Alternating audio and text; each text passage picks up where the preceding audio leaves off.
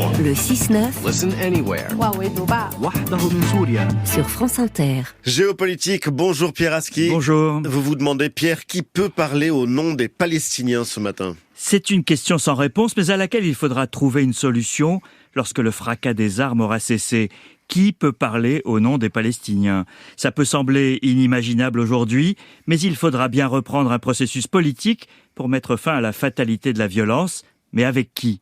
Les deux principales forces ont un sérieux problème. Le Hamas s'est certes acquis une indéniable popularité au sein des Palestiniens désespérés en attaquant de front Israël, mais ses méthodes terroristes le disqualifient comme interlocuteur. Même si l'histoire montre qu'il ne faut jamais dire jamais, ça semble insurmontable aujourd'hui.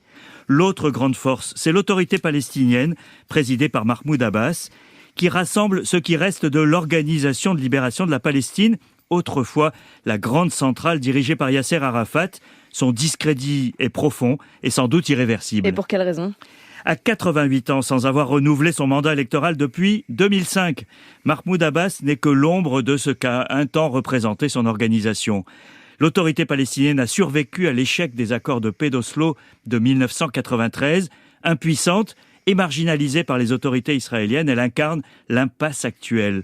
Mercredi, les manifestants de Ramallah réunis après la frappe de l'hôpital de Gaza ont tenté de marcher sur les bureaux de Mahmoud Abbas et en ont été empêchés par la police palestinienne. Il y a d'autres organisations plus modestes, comme le djihad islamique, tout aussi violent que le Hamas, ou le Front populaire de libération de la Palestine, marxiste, qui n'a plus l'impact de son ancien leader Georges Habash, mort il y a 15 ans. Ces derniers mois en Cisjordanie, dans le vide politique et la montée de la violence des colons, certains prédisaient une troisième intifada, après les soulèvements de 1987 et de 2000, un par génération depuis la conquête de 1967. Mais l'attaque terroriste du 7 octobre, menée par le Hamas, a tout changé. Et qu'est-ce qui a changé ?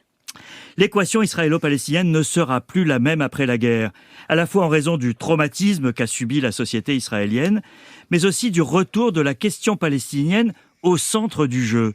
Les tentatives de court-circuiter les Palestiniens dans les accords d'Abraham entre Israël et les pays arabes se révèlent illusoires. Même les Occidentaux regrettent en privé d'avoir abandonné toute tentative diplomatique.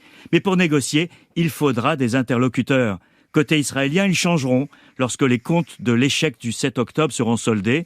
Et côté palestinien, en trouvant les moyens de faire émerger de nouveaux dirigeants.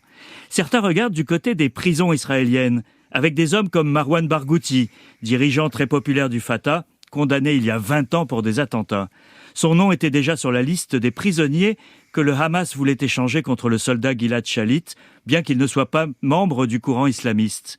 Aujourd'hui encore, le même scénario est envisagé. Il est trop tôt pour spéculer, mais les Palestiniens sont orphelins de leaders crédibles et il faudra bien combler ce vide pour sortir de l'impasse. Merci Pierre Aski, c'était Géopolitique.